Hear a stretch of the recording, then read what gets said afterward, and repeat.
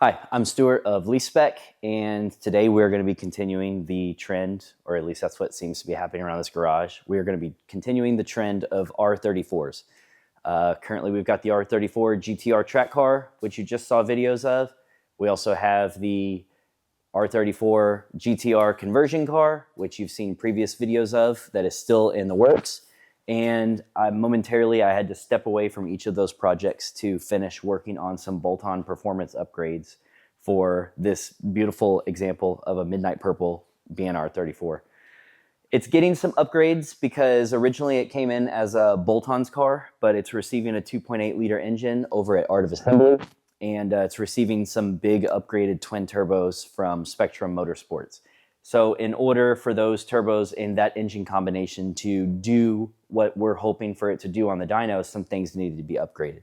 So the first thing that we're going to address and tick off is a much stronger intake setup. The car came with just the factory airbox, Nismo mass airflow meters, HKS GTSS turbos. These things are great bolt-on options for a good, nice, sturdy street car, but unfortunately to make the power that we're trying to make, they are no longer very viable. So we're deleting the mass airflows. We're doing a new intake box. It's a Group M carbon fiber intake box, kind of like a kidney shaped deal. I'll kind of show you later in the video. We are going to upgrade the intercooler piping. As you can see here, I'm beginning to plan the new merge section on the titanium system that I'm building. And I also went ahead and took care of the downpipe. The reason I took care of the downpipe, and I'll show you this here in a second, is the downpipe that was on it was advertised as 3-inch inlet, and it was 3-inch inlet at the front, and it was 2.75 at the rear. In conjunction with that, it was also not equal length, and we felt like we could probably kill two birds with one stone. So I've rebuilt the downpipe for OEM location, bottom mount twins, and I did a true dual 3-inch with a true 3.5-inch outlet, and then my exhaust system slip fits onto it, just as the previous version did. So let me go ahead and get the car up in the air, and I'll show you guys that here in a second. All right, so now I'm gonna go ahead and show you the downpipe. It's at about 98% completion, give or take. I have a couple more things that I need to finish welding on, and I'll show you guys that process here in the video. But this is an example of what I was working with. So on this car, I don't know if I had previously stated it or not, I did a twin muffler system, and this was actually originally meant to mate up to his old downpipe, which was a, I think it was a Midori downpipe. It was a titanium one-piece downpipe, 3-inch lead outlet, and then 2 3/4-inch rear turbo outlet, if my memory serves correctly, which triggered us wanting to rebuild it. Because we're gonna be squeezing every bit of horsepower out of this car that we can, we wanted to opt for a twin 3-inch downpipe. Sorry if I'm repeating myself, but twin 3-inch downpipe was the end goal, and it was going to slip fit into the exhaust that I had already built for the car. So I made a very crude but important jig that located the exhaust for where it was sitting when the Midori was slip fitting into it. And then I had to kind of reverse engineer the downpipe from the turbos and then make all the Lego pieces fit from A to B.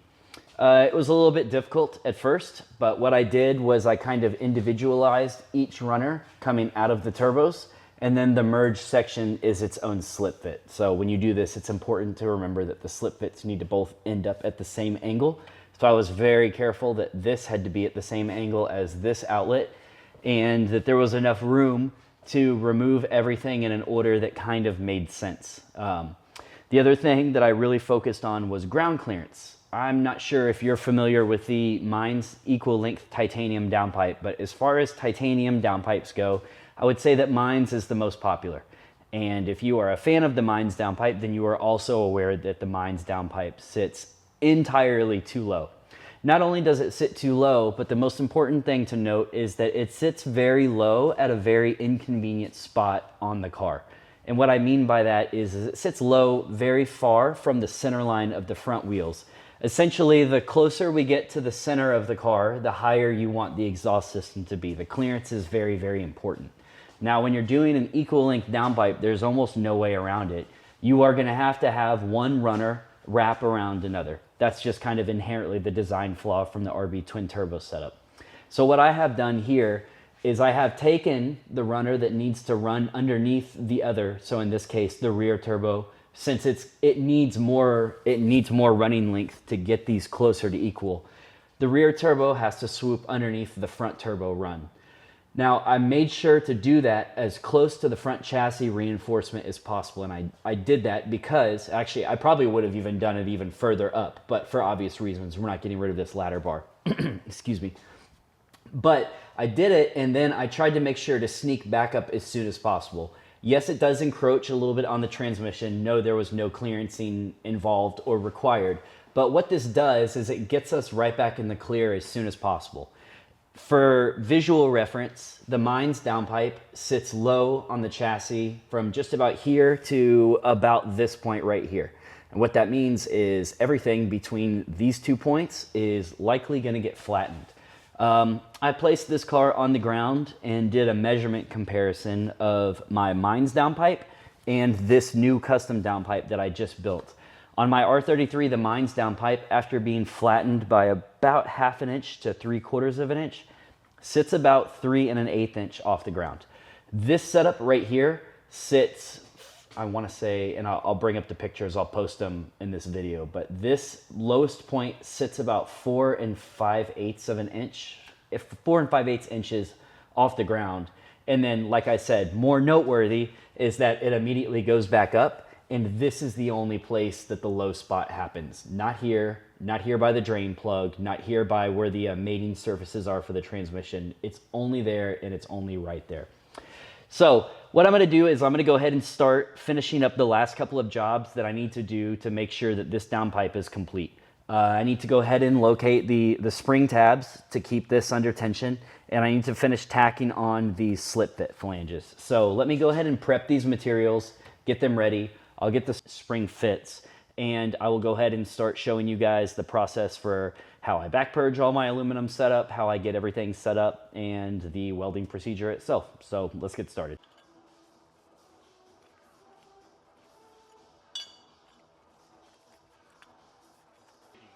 Oh, okay.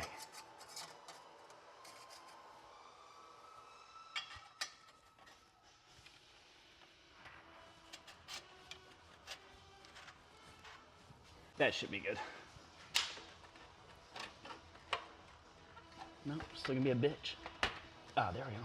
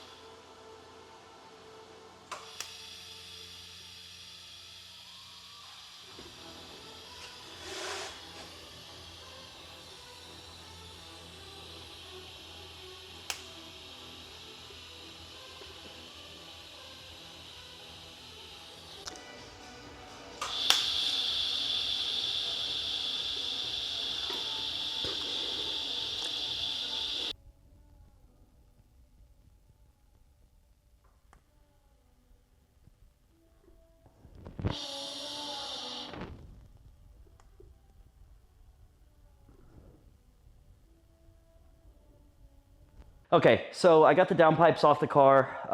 What I did was I tacked the tabs for all of the springs that are commonly used on the slip fits. This one got 2 because this is where the exhaust mounts. And since this can't really pivot because of how I designed it, I actually just gave 1 per connection, which I think is perfectly fine because in addition to the springs, they're gonna have clamps and everything else. So we should be good to go. So step 1, because this piece is gonna take the longest, I am going to go ahead and start purging the larger Y portion of the downpipe.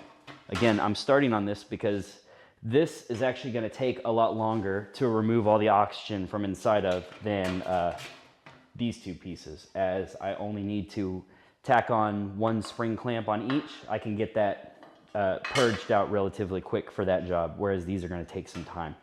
So I'm going to go ahead and get everything set up here.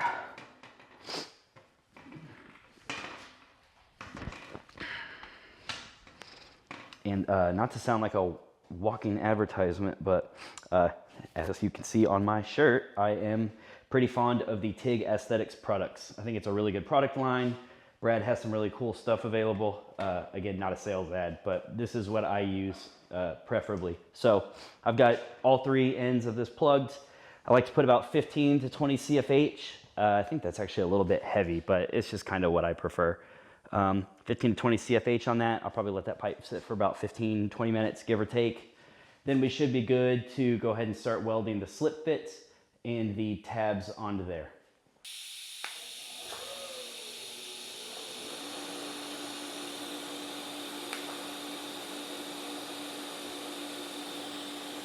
So I don't know, for anybody that's out there that's wondering, there's a lot of people that fabricate pretty often and they have their own system and they might think that mine's wrong, or they might take a little bit of idea from it or whatever. Regardless, my point was initially, I make sure and do a lot of tacks on my slip bits, because I just barely tacked it on the car because I wasn't able to purge it on the car. And so I didn't want a whole lot of my tacks being oxidized on the backside, first off.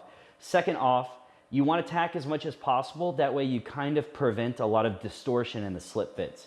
You'll notice that if you don't do this, sometimes your slip fits will come out a little bit ovaled, and ultimately they will sometimes regardless. That's hard to avoid. They can come out a little bit ovaled. They can kind of walk on you in one direction. Like, let's just say I tacked on the sides and I start here. Sometimes it can kind of get a little bit of pull. So what I do is I like to just kind of quick tack all the way around. That way I know that my adjustment is good, my alignment is good. This isn't going to walk, and I'm doing my best to prevent ovaling. So just kind of to explain a little bit of my thought process before I get into it.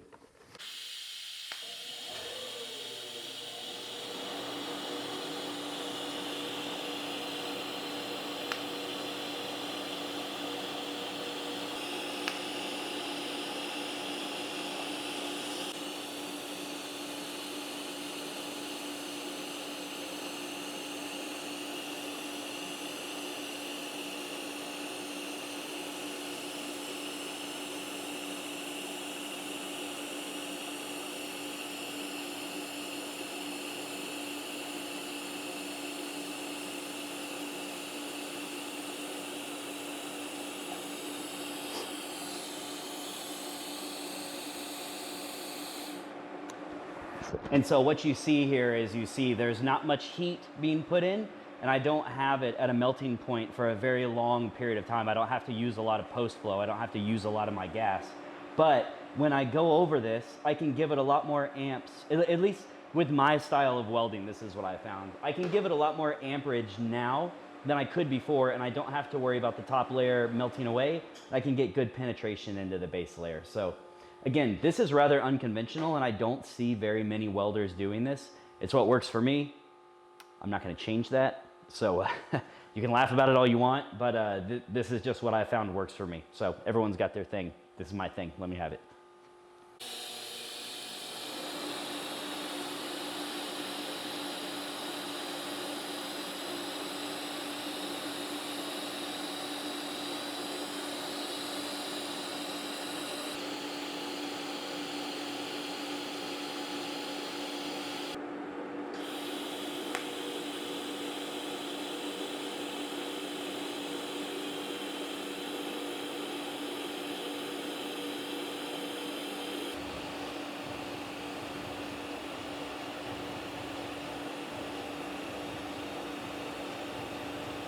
Okay, so that was the first pass, and I won't stop at every one of them, but I just wanted to kind of zoom in and show you guys exactly what I'm talking about. This is an example of, I can now give this lap joint the proper amount of amps so that I'm getting good penetration on this tube, which is very important, and I'm getting a real good bite into the slip fit itself. So by the time it's done, it won't look cold welded like this. Again, I just did those passes so that I can kind of join these two materials before I really burn them in. I don't actually see anybody else doing this, and I get told a lot of times that this is kind of a waste of gas. This is something that takes me like, I don't know, 5 minutes, give or take. They're real quick, they're real cold passes, there's not a whole lot of post flow. I like it. I think it comes out to be a very pleasant looking weld in the end, and it gives me more control over my weld, over the joint, and over the quality of penetration and the piece in general. So I spend the extra time, and this is the results that I get. Maybe it's something that you find useful, maybe it's not, maybe I'm just babbling, but anyways, I just kind of wanted to share some of my process so that you didn't see this and go, what are you doing, you stupid idiot? So anyways, back to it.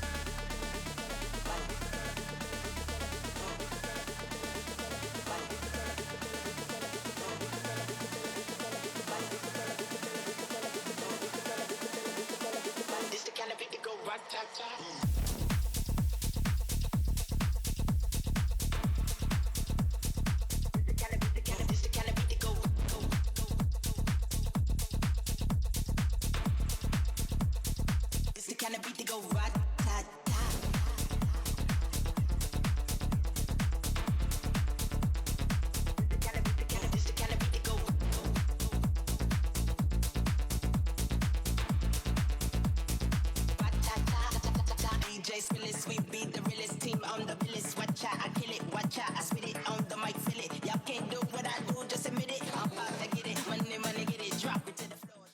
So the advantage to doing the downpipe the way that I did in multiple pieces is you can actually install it. Well, you don't have to try to sneak a whole assortment of tools and wobbles and everything through the engine bay. I tried to make it as straightforward as I possibly could. So this is the first piece that goes on.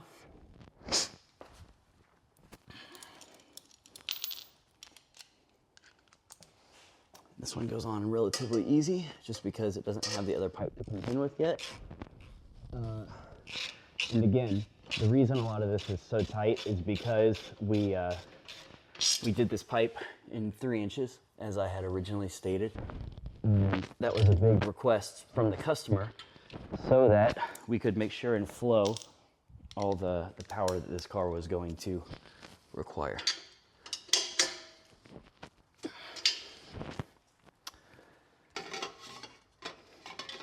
Just kind of twist its way through the maze.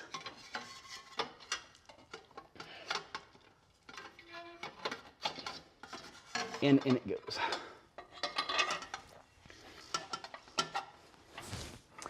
And yeah, I am aware, before a lot of people say it, I am aware that this is going on without any of the 2-bolt gaskets. This car is actually going straight to the shop to get taken back apart, so I didn't feel like it was worth the effort of crushing two new gaskets for this install. This is just a temporary deal for now.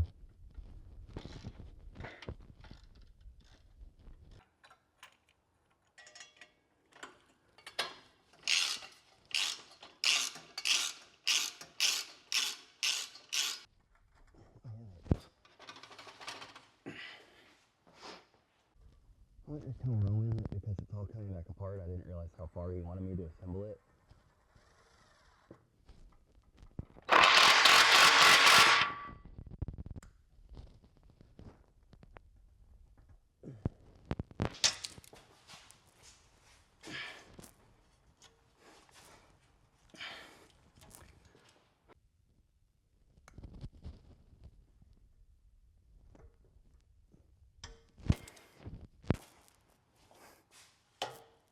All right, and as you can see, this is the downpipe installed for the last time, at least in my shop, before it goes back for work.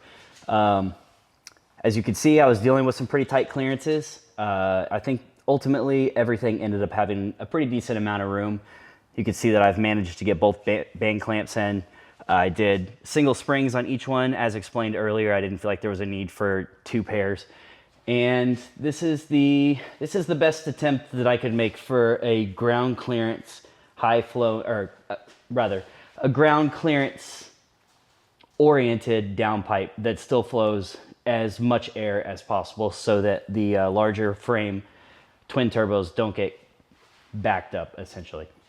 So that does it for underneath the car. You can see I've gotten rid of the temporary jig. Everything's set up. Now the whole system is slip fit here, slip fit here. There's one V-band in the middle for rotation and articulation purposes.